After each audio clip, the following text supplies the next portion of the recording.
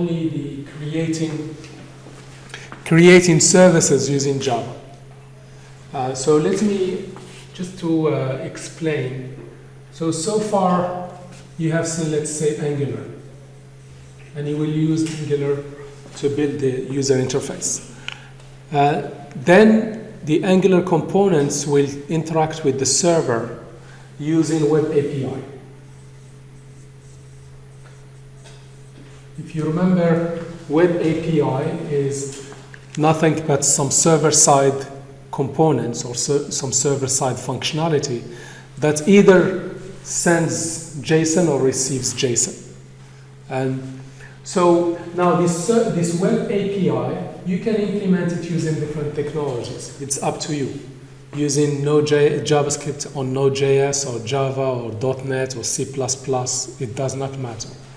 Because in all implementation, they will receive JSON. If there is some input coming from the user, it will come as JSON, and any output will go back as JSON.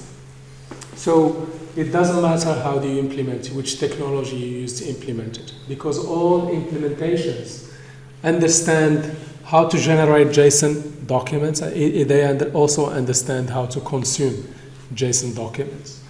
So creating Web API using Node.js, you already know how to do it. It's very straightforward. You interact with your data source, whether files or MongoDB. You get the results, and then you send it off to the requester using response.json, and you give the object, it gets serialized to JSON. Now we want to see how we can build Web API using Java. And the reason why, because you already know those skills, is just a small extension, and you will be able to use the skills that you already have to do web development using Java. Okay, so let me first start showing you a couple of things going on here.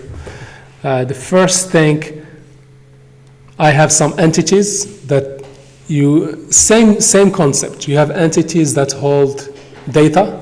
They just have getters and setters. We have repositories to read and write data from data sources. And then we have services. So in terms of how I organize the solution is exactly the same. Entities, repositories to read and write, and services to provide the functionality and make it accessible via the web. Okay, so let's look at the entities first. Don't worry about these annotations, I will explain them. But these entities, they have nothing but private attributes. In here, for example, contact has an ID, first name, phone, email, and so on. And they have a constructor and get and set. There is no logic whatsoever in those entities. They just store and handle data. So one of the attributes of contact is an address. And again, the address just has some private attributes and get and set to read and write them. Okay? Now, those are entities. Then we go to repositories. So let me show you here. Here is a repository. Okay. So a repository, what I'm doing here, I basically have methods in my repository to read and write entities. So because I'm talking here about contacts, I have get contacts, add contacts, update contacts, and so on. Okay? So this part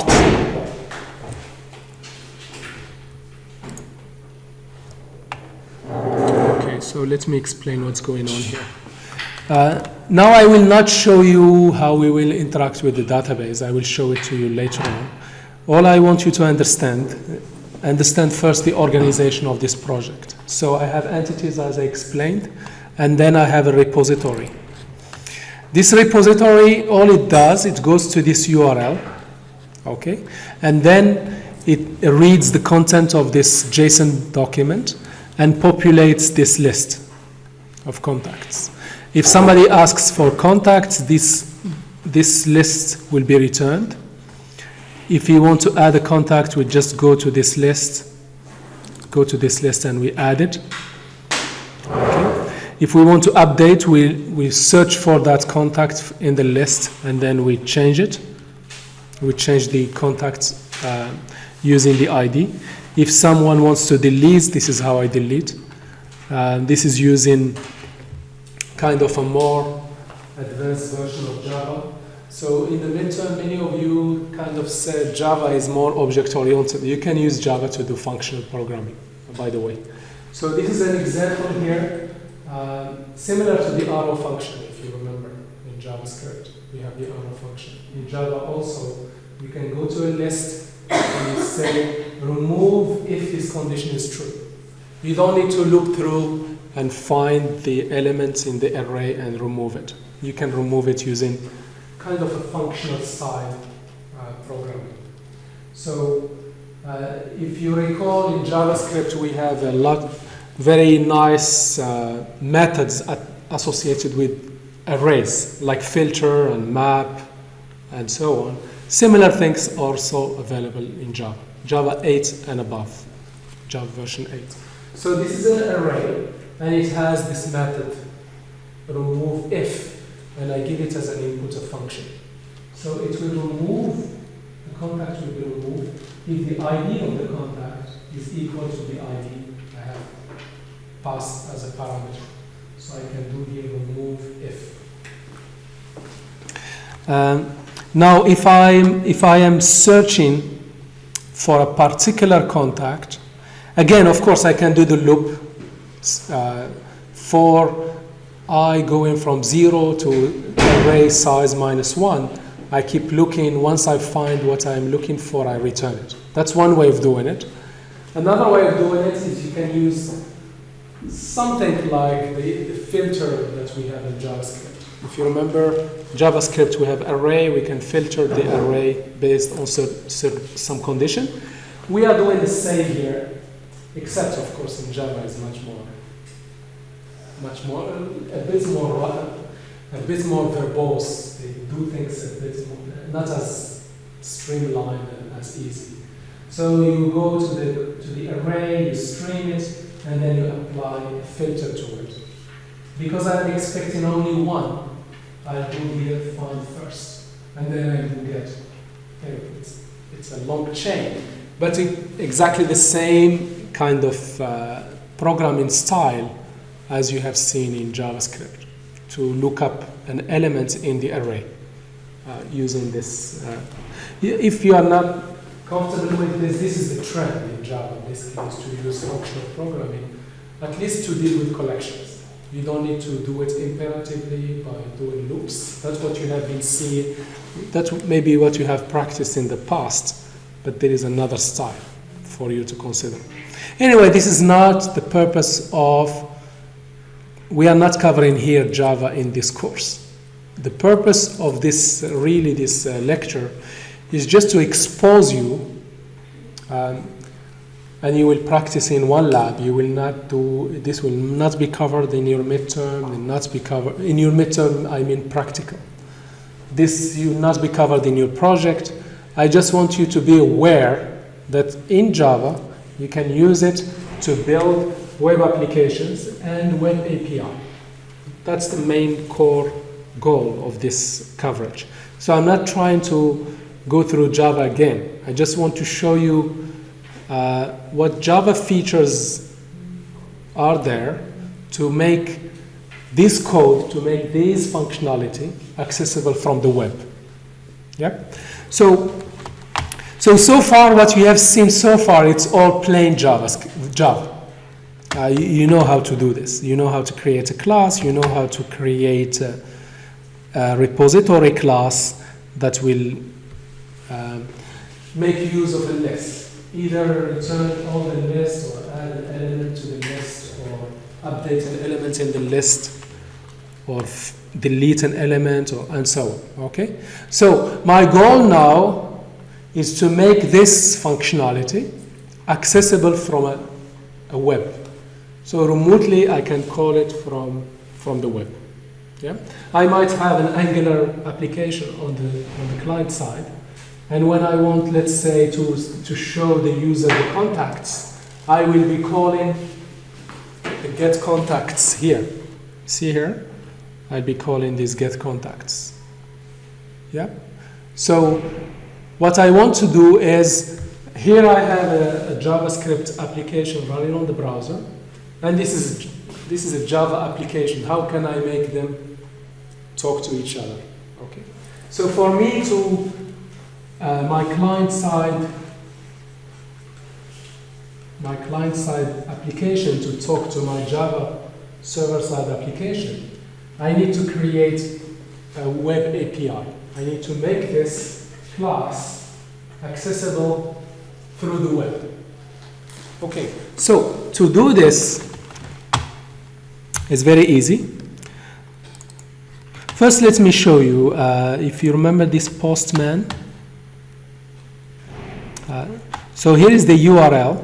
So using Java, I will create basically a web application that will, if I go to this URL, like cns/api/contacts, I will get the list of contacts.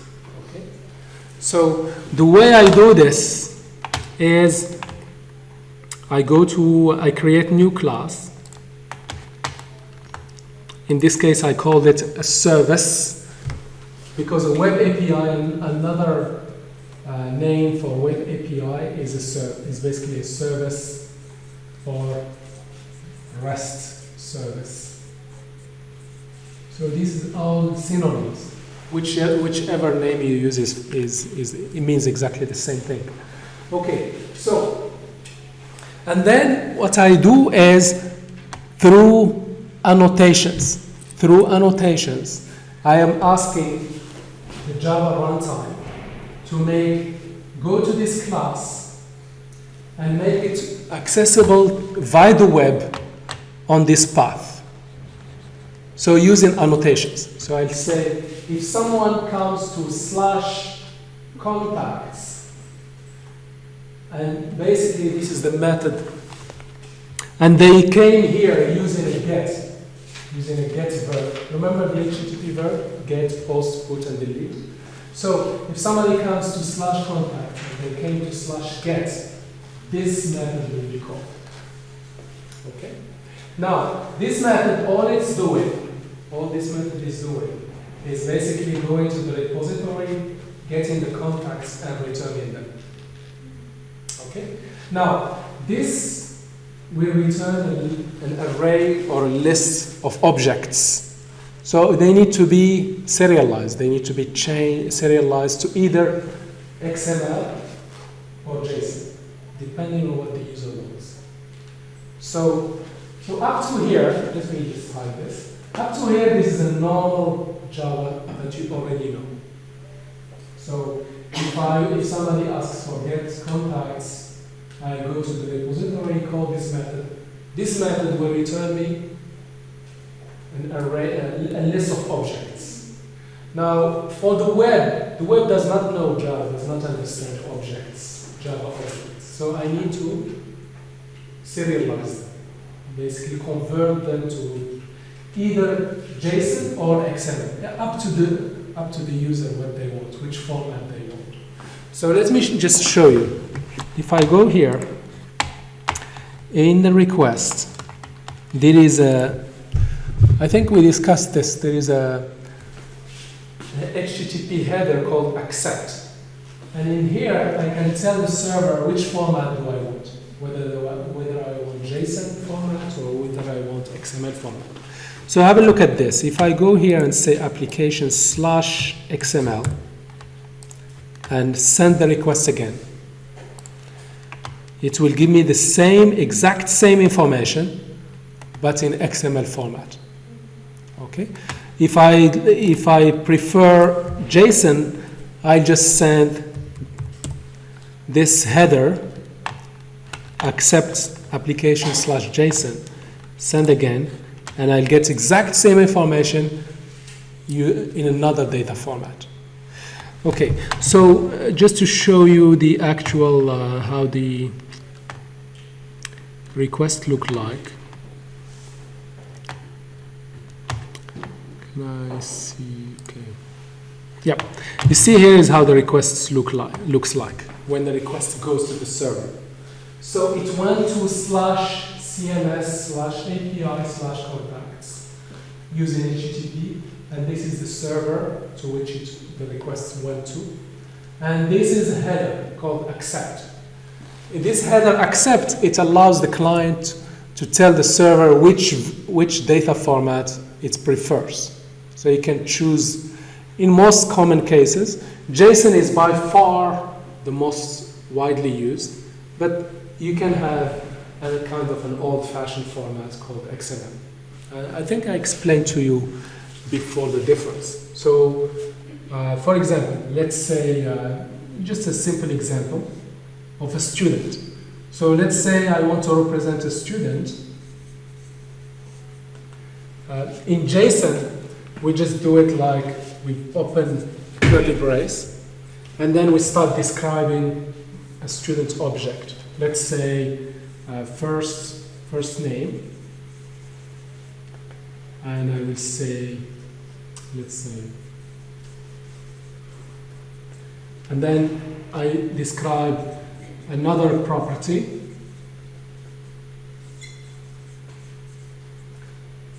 Okay, and the last one, GPA, let's say 3.6, for example. Okay, so this is a JSON document representing the student object. So this is the kind of the latest, the most fashionable, the most widely used data format is JSON format. So what is the equivalent of this in XML? So in XML, I would write it something like this. I will create, XML is like similar to tags, similar to the HTML tags. So first, everything will be inside a student tag. So I'll open and close the tag of student. And then each property is a tag. So I will have something like first name. And then I close the tag.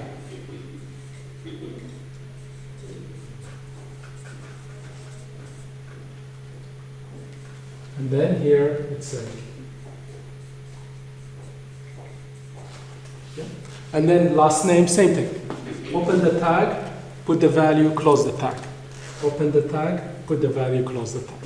So this one is basically XML format, and this one is the JSON format. And these two standard formats that are widely accepted, widely used, all programming languages understand them. So this is kind of old-fashioned because it's very verbose. There is more tags or more what we call metadata to describe the data than the data itself. So here, I just want to send 3.6. I have to wrap it into two opening tag, closing tag. But with JSON, it's much more compact, and it serves the same, it does the same job, okay?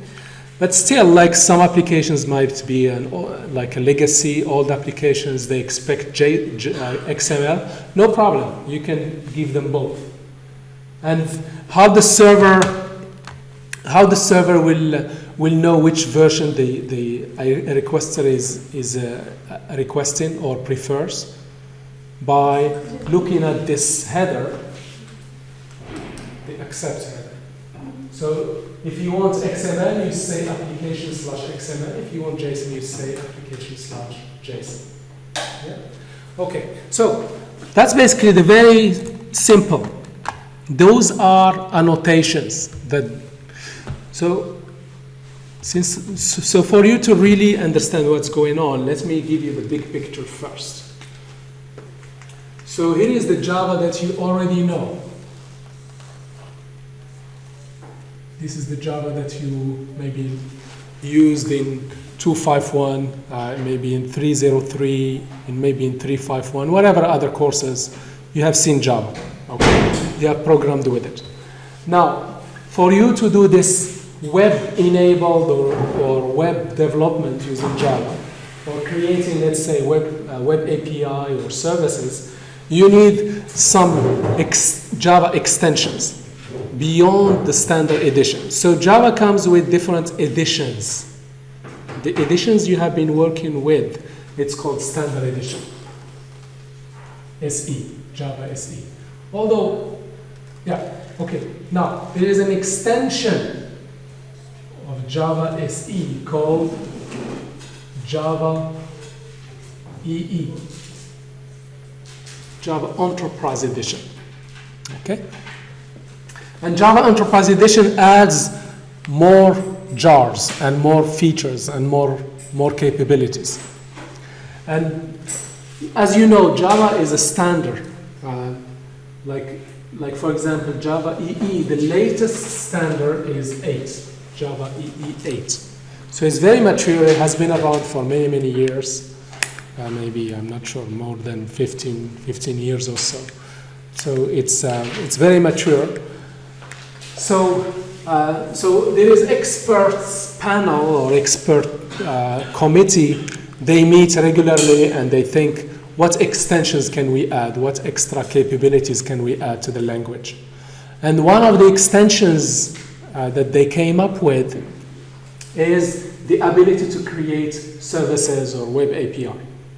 And they said, okay, let us try to come up with some very nice, elegant, easy way to make our Java implementation accessible via the web. And they came up with this annotation-based way of doing it. Annotation. Remember, I again remind you of the two programming styles of doing things. There is the declarative, remember this? The declarative style and the imperative style. So, the Java EE or this part of Java EE, which style is it's doing to make this web accessible? What type of style they have adopted? Is it declarative or imperative?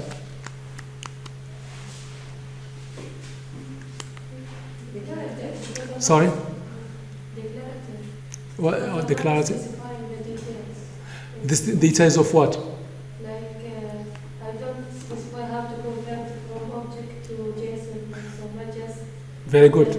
Yes. And you didn't code the low-level communication details. Remember, maybe we are not appreciating the complexity behind this, because really what you're doing, you have some Java program running on machine A, and you are accessing it from anywhere in the world using a browser or JavaScript or another program. It's not something easy to do, by the way. Okay? So you need to handle a lot of network and communication details. All of this is hidden from you. You just declaratively say, oh, by the way, please take this class, make it accessible by this URL. Of course, this class, when we run the program, this class will be deployed or will be like copied to a server. Okay, so for in JavaScript, which server did we use to deploy our application? When you run your application, what are you using to run the JavaScript server side? Nodejs, yes? So when you run it, let's say you right click on app.js, or you can even go to the command line and say node and you put app.js.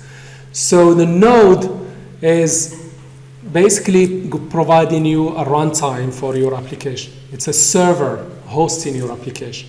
You can think of it that way. So in the Java world, there is, as I mentioned, some standard way of doing things. So So for example, for creating services, REST services, there is a standard way of doing it. And this standard is basically called, let me just, JAX RS. Don't worry too much about this, I just wanted to explain what's going on. So JAX RS is an API for RESTful web services. It's Java programming language API spec that provides support for creating web services according to REST architectural patterns. So to make it short, so Java tries to keep up with the evolutions of how people are developing applications, and part of that evolution is to keep up with, let's say, upgrade or make Java. You can make Java capable of creating web services or web API. So to do it, this panel of experts, they get together and they think and they discuss and then they suggest ways of doing it. And then they agree on those ways to do it. And that becomes a standard. So each part of the standard, they give it a name.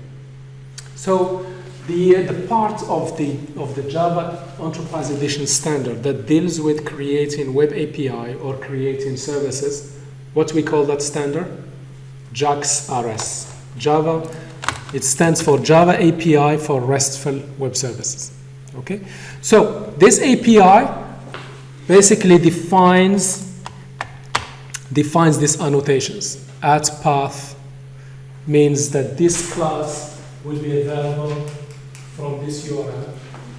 They also define this annotation here, get.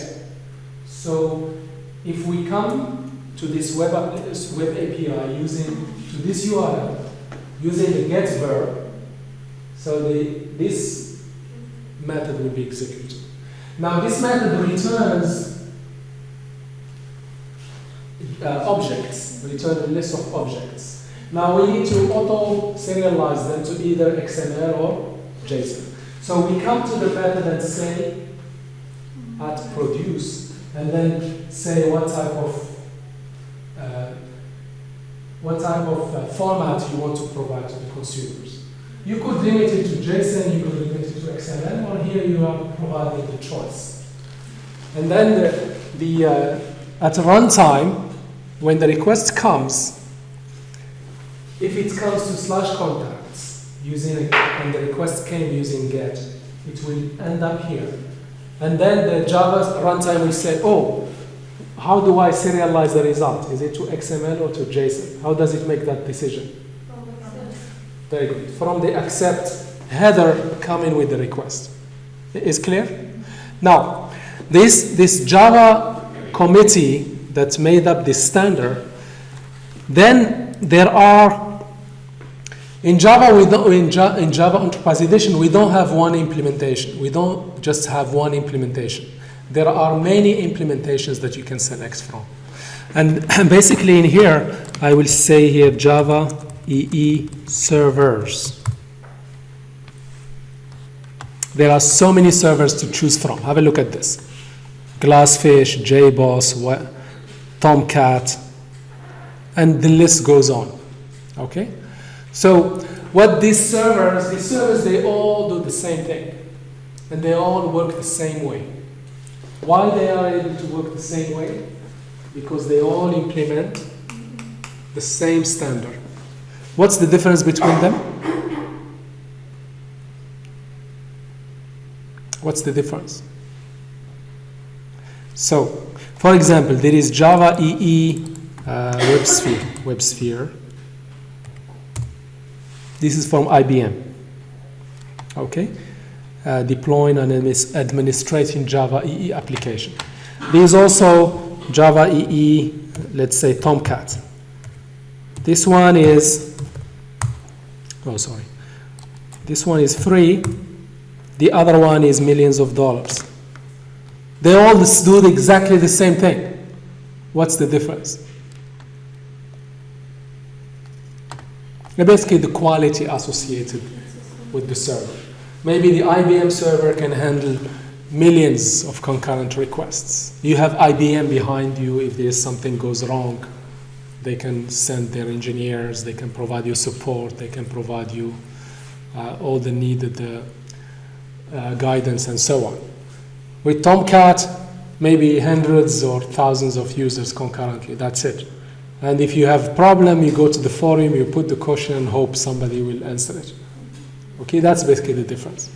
So if you are somebody just doing your course project, you will go for something like Tomcat, is more than enough. If you are QNB, then I don't think you will go with Tomcat. You see, it is exactly the same. When you are building, you build using maybe open source, simple application server, and then you can take your application, copy it to another server, it will just work. Yes? And this is all thanks to standardization. It's a standard way of doing things. All servers, they do it the same way. And then you have the choice which server you want to go with, depending on the quality requirements you have. And depending on the quality requirements you have, okay? So, just to complete this picture, yep. So there is basically here is to complete the picture. So we have Java Standard Edition, and it gets extended by Java Enterprise Edition. Java Enterprise Edition is just a standard. There are, again, they take this standard and there are many implementations. There's, for example, Glassfish. This is an open source implementation from Oracle. There is, for example, Tomcat. This is from Apache. There is WebSphere from IBM. And so on. IBM WebSphere. And the list goes on. Okay? So what I mean here is, when I have an application like this, when I run it, you can see even here deploy. We see here when I say deploy, what happens is I have this server called Glassfish that it's already I downloaded and I started. When I say deploy, this application will be copied to that server. Okay? So, and that whole application will be accessible through, there's a big story behind this, but I'm just trying to simplify it. Okay, so let me just show you. So in here it says, by the way, the whole application will be available through /CMS. So first, this Glassfish is listening on port localhost 9090. Then the application is listening on port on this path /CMS, and then comes our service, which is listening on which URL /contacts. So the full URL will be localhost 9090. That's coming from Glassfish. Then /CMS, this is the whole app. Then /the service. Yep. So if somebody comes to /CMS /contacts, they will land here, okay, in this class. And then you can think of it kind of, there is a router kind of hidden here. You're not seeing it. You are kind of configuring it through annotation. You say, if somebody comes to /contacts they didn't specify anything else. They will land, and they use gets, they will land up here. They will end up here. Yeah? Now, if someone comes to /contacts one particular ID using gets, then instead of this method being executed, this one will take over because there is an extra path. So let me show you. If I go here, or let me go here. And just, you see here one of the contacts, let's take contact number 1, for example. So I'll here say /1 and then send. I get a different result. And basically this was generated by a different method. Yeah? It's clear, the idea? Now, how do, this part is part of the URL, but this one is really a parameter. Similar, remember, the idea here, the reason why I am now able, hopefully, to explain how we do service or API development in Java, I can cover it maybe in 1 or 2 sessions, because you already have the background. So the idea of web development and web API is the same in all platforms, but the way each programming language or each platform does it is slightly different, but the concept is the same. Okay? So the concept here is that I have a URL, and the last part is really a parameter that the request handler will read from the URL and use it as an input in the processing. So this is how JavaScript does it. How Java does it. So in the path, how do I tell that this is a parameter in the path? By putting the parameter in double curly brace. How do we see? How do we kind of mark part of the URL as a parameter in Node.js? Column. You see the same concept but different syntax. Now, how do we read it in JavaScript? If you remember, how do we read the parameters? Request.param dot, and we read whatever we want. In here, Java is more verbose. It's not as streamlined and as a kind of easy flowing as JavaScript. Everything is a bit more explicit. So we come to this parameter. A method expects a parameter. Yes. So we come to this parameter and add the annotation. Oh, by the way, go to the path. You will find an ID parameter, grab it, and assign it to this method parameter. You see the idea? So here I am flagging this as a parameter in the URL, and this is how I read this piece of data coming in the URL and assign it to the method parameter by doing this add path param, and I give the same identifier I have used here. If I call this one contact ID, I should also put here contact ID. Okay? The rest is exactly the same. There is nothing really different.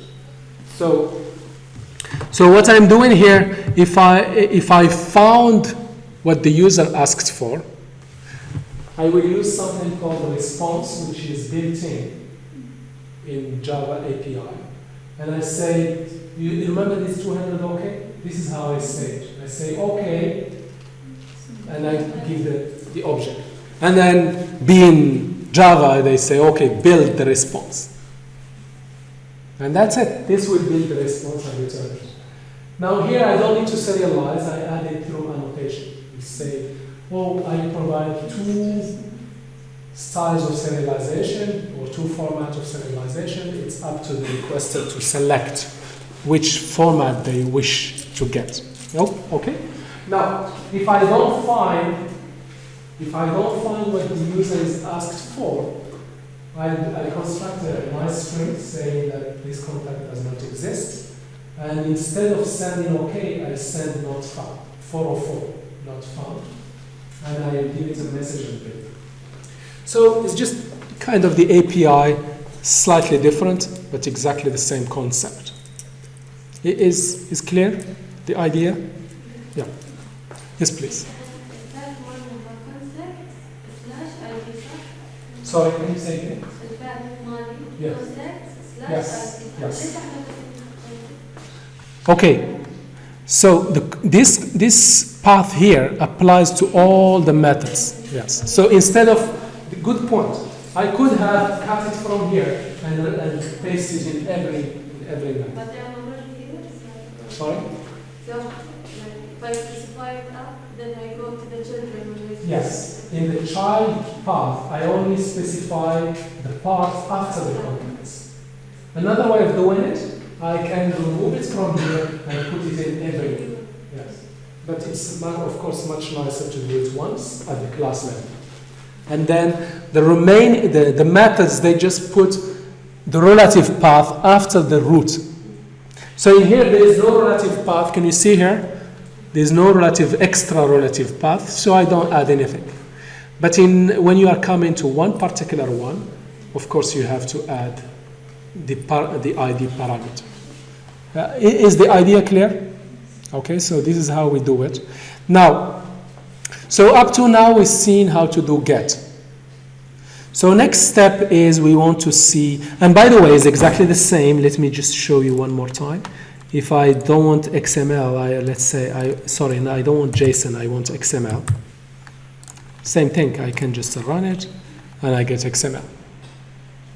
So it's, in this regard, it's very powerful. In Node.js, they just dropped XML. Like JSON is the way to go.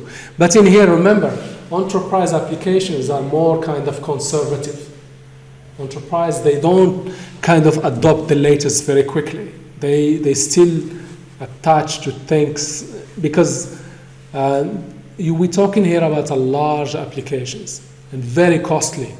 They are not keen to whenever there is something new, they adopt it. If it works and it's serving the purpose, leave it. Maybe if there is an additional development, yes, we adopt the new technologies, but we cannot just change everything. So that's why you will see in Java EE, it has both. Let's say support for XML and support for JSON.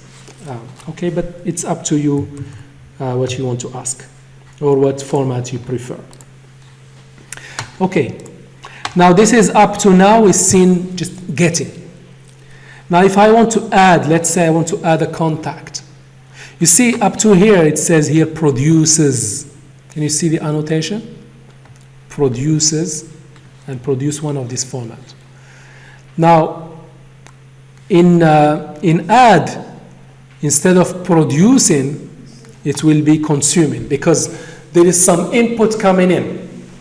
And the good news is it could be input either JSON or XML again. And it will be auto-serialized. Whatever you throw to this method, it will be auto-serialized and added to database or file, whatever it might be. Okay? So in here, the annotation will be post. It will not be get. And the annotation here is consumes and not produce. And what it's doing, it will basically say add contact. It will nicely, remember when you create something, yes, you could return 200 okay, but that's not the optimal return status that you should return. It's better to return 201, created. So you go to the response and you say, oh, by the way, here is the response. Response is dot created. And you say, you give the new URL. Remember, when you create a new resource, that resource has a new URL. And you communicate it back to the requester. You say to them, oh, you asked me to add a contact. Yes, I added it. And here is the URL if you want to verify. Oh. And basically, I am sending a message and building the response. Remember, all of them, what's the return type of all these methods? Is a response. It is an HTTP response, and I'm building it here. Now, if something goes wrong, I will say server error, and then I will return the error. And this will be 404, not 404, 500 server error. And you get that error. Yes, please. Sorry? Path. Okay, so we didn't put the path. So which path will be used? No, the one that is used on the class. So when I am adding, I don't know the ID. So it will be generated by the server. So let me show you how we will use this. Okay, so I'll go to, of course, I'll have to come here. So I'll remove this one. And basically, instead of get, it will be post. And here, I'll tell the server, oh, by the way, I am sending you JSON. Let's say we'll start with JSON. So the way I tell the server, oh, be careful, I'm sending you JSON, I will put here content type, application dash JSON. Let me copy this since I already have it. I copy this. I'll go to the body of the request. Here is the body of the request. I'll go to row, just paste it here. I remove the ID because whatever, something like this, okay? And then hopefully if things go well, I'll send it.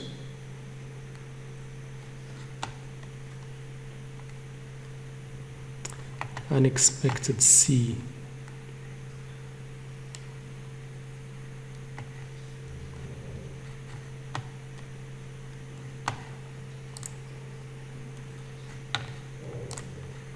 There is some error. Okay, let me just try one more time. Yep.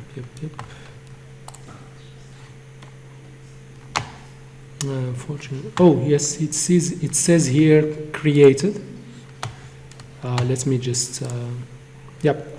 It says created, don't worry about that error. It says here created, and this is where the URL that was of the new resource. Remember what the server returns? What's the status? What is the status? The status is here. 201 created. And there is a location. Let me show it. Do we have a way of showing the raw results? Anyway, if I go here and come to this and then go and do a get and send it off, I will basically get the new one that was created. Yep. So that's basically the idea. So you can do post, you can do put to update, you can do delete to delete. It's exactly the same concept that we have seen in Web API for Node.js. And here it is doing it slightly differently using annotations. Yeah. So the same Java skills that you already know, you just basically extend them, and it's the good news. It is more declarative based. You extend them to make you basically extend them to leverage or to make use of your skills to build web applications and web API using Java. Okay, so I hope this is a good introduction. So inshallah next time I will add a bit more details, and then you will practice this in the lab.